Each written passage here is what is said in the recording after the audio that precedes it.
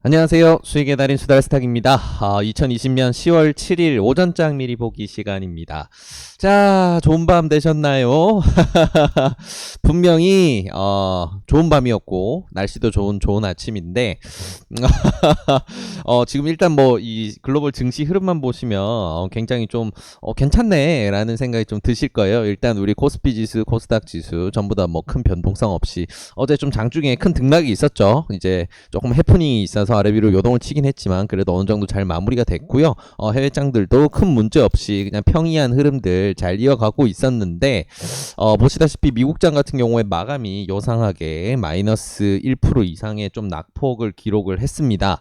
자, 요 부분이 사실은 이제 다른 이제 유럽장들도 다 다치고 나서 미국장 장 막판에 발생한 부분인데 조금 이제 선물 시장을 통해서 조금 자세히 들여다보면 요런 부분이 있어요. 이제 보시게 되면 이게 제가 항상 보는 이제 선물 실시간 가격 차트인데요. 지금 오른쪽에 보시는 이게 60분봉, 이게 분봉, 1분봉으로 보고 있는 이제 나스닥 100 선물 지수입니다. 보시면 수직하락을 했어요. 장 막판에 수직하락을 했고요. 지금 현 시간도 실시간으로 장이 열려서 움직이고 있는데 마이너스 0.3% 정도 약세를 벗어나지 못하고 있습니다. 이런 좀 큰 변동성이 발생을 했는데 제가 요즘에 계속 말씀드리고 있었죠. 10월은 아무래도 좀 아래 위로 등락을 거듭을 할 거고 뭐 유독 이제 악재로 부각되거나 호재로 부각될 수 있는 부분도 몇 가지가 없다. 뭐 호재로 이제 명확한 호재로 될 수 있는 거는 경기 부양책이 될 것이고 여기에 투자들이 굉장히 많이 집중을 하고 있다라고 말씀을 드렸습니다. 자, 근데 정말 상상도 못했던 이런 내용이 발표가 됐어요. 자, 트럼프가 경기 부양 협상을 선거 이후로 연기하겠다라고 발표를 했는데 요지는 그겁니다. 일단 하원 의장이 이제 결국은 경기 부양책이 필요하다라고 해서 이제 의결한 내용들을 위로 올렸는데 당이 다르죠. 네, 민주당이고 트럼프는 공화당입니다. 그래서 무슨 생각이었는지 모르겠지만 아무래도 좀 정치적인 이유가 많이 개입이 된 것 같은데 이제 같은 공화당 소속인 이제 상원 의장 같은 경우에도 같이 이제 트럼프의 말에 동조를 하면서 경기 부양 협상을 뭐 지금 그렇게 뭐 2조 달러 규모로 할 필요 없다 이런 식으로 뭐 좀 민주당이 표심을 위해서 이런 걸 하고 있다라는 프레임을 씌우면서 선거 이후로 연기를 하는 이런 선택을 했습니다.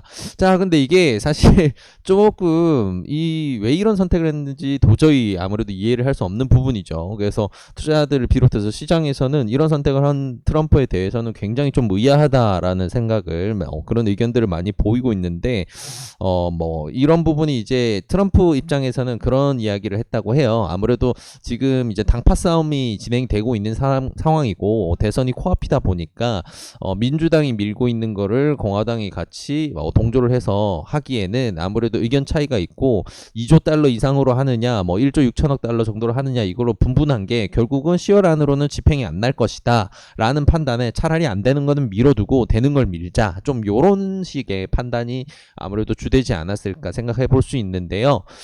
당연히 많은 투자자들이 보고 있었고 기대를 하고 있던 부분이다 보니까 이런 선택을 하자마자 네, 이런 결론이 나옵니다.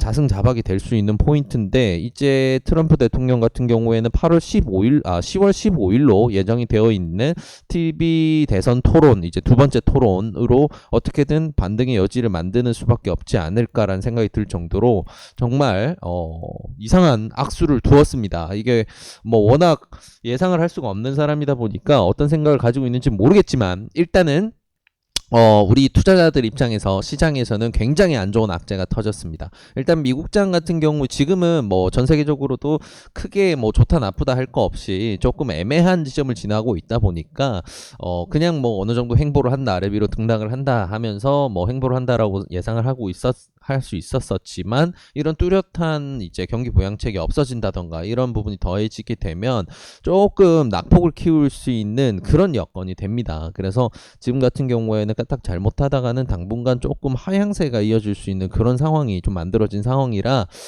지금 우리가 살짝 이제 스윙을 천천히 해 나갈 수 있는 상황으로 조금 볼 수 있었던 시장을 조금 더 다시 보수적으로 봐야 되는 그런 상황이 됐다고 볼 수 있을 것 같아요.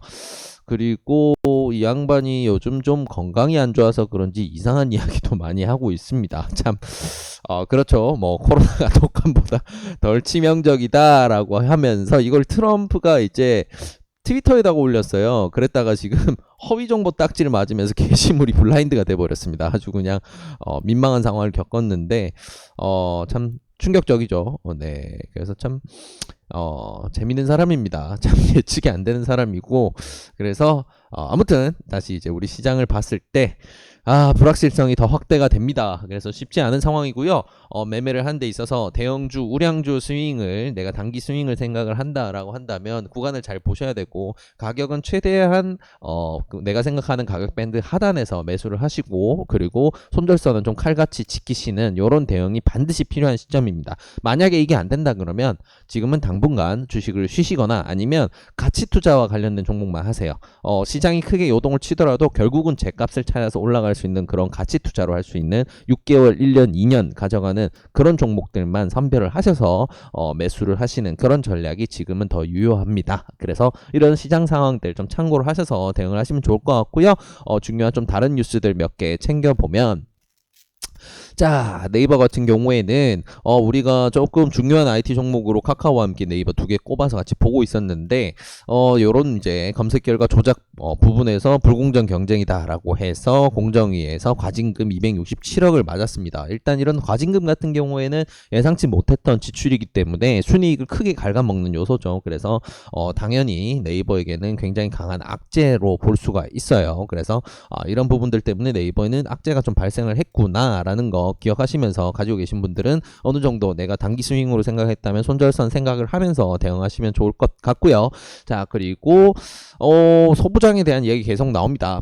소부장 같은 경우에는 우리가 이제 소재, 부품, 장비의 줄임말로 얘기를 하죠. 소재 산업, 부품 산업, 장비 산업 이 부분을 계속해서 키운다라는 거 정부에서 밀어주고 있는데요. 결국은 지금 키우고 있는 이제 반도체 소재 쪽, 뭐 아니면 이제 2차 전지 소재, 부품, 장비까지 이제 확산을 해서 한국이 가질 수 있는 굉장히 이제 강한 무기들을 앞으로 키워나가겠다라는 거 조금 보여줄 수 있겠죠. 디스플레이 같은 경우에는 중국이 이제 소부장 산업을 워낙 꽉 잡아버린 상황이라서 격차를 좁히기 위해서 많은 투자가 필요할 거고 많은 노력이 필요할 겁니다. 그래서 지금 기존에 우리가 주력으로 잘 하고 있었던 사업을 키우는 것도 있고 새로운 사업도 키운다라는 거 이런 부분들은 아무래도 코스닥에 포진하고 있는 이제 소부장주들 재미를 볼 수 있는 여지가 굉장히 많죠. 그래서 반도체, 디스플레이, 자동차, 기계, 금속, 뭐 기초화학, 바이오, 그린 에너지, 윤활성 요즘에 항상 얘기하고 있는 이 섹터에 자금을 계속 투입을 해서 앞으로 10년, 20년, 30년 뒤에도 한국의 먹거리를 만들어 가겠다라는 이런 전략이 계속해서 진행되고 있다는 거 기억하시면 좋을 것 같습니다.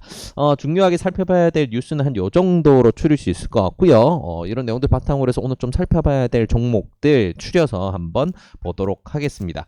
자, 돌아와서 보게 되면요. 일단 오늘 봐야 될 종목은 바로 이렇게 관심 종목 이렇게 정리가 되고요. 그리고 이제 한성기업부터 원방테크까지가 오늘 조금 유심히 봐야 될 종목 그리고 DB하이텍부터 하단은 우리가 매일 보는 패시브 종목들입니다. 자, 그래서 이제 한성기업부터 한번 살펴보게 되면요. 한성기업과 마이크로프렌드는 아시는 분도 계실 테고 처음 보시는 분도 계실 텐데 이 친구는 바이든 관련주로 분류가 됩니다. 자, 한국의 정치 테마주들 뭐 재밌는 게 많지만 재밌는 게 이제 미국 대선과 관련된 관련주들도 있습니다. 한성기업 그리고 마이크로프렌드라는 종목들 뭐 추가적으로 경동나비엔이라든가 여러 가지 종목들이 추가로 있긴 하지만 일단은 좀 특이점이 나와 있는 종목이라고 볼 수 있는 거는 이 친구들이거든요.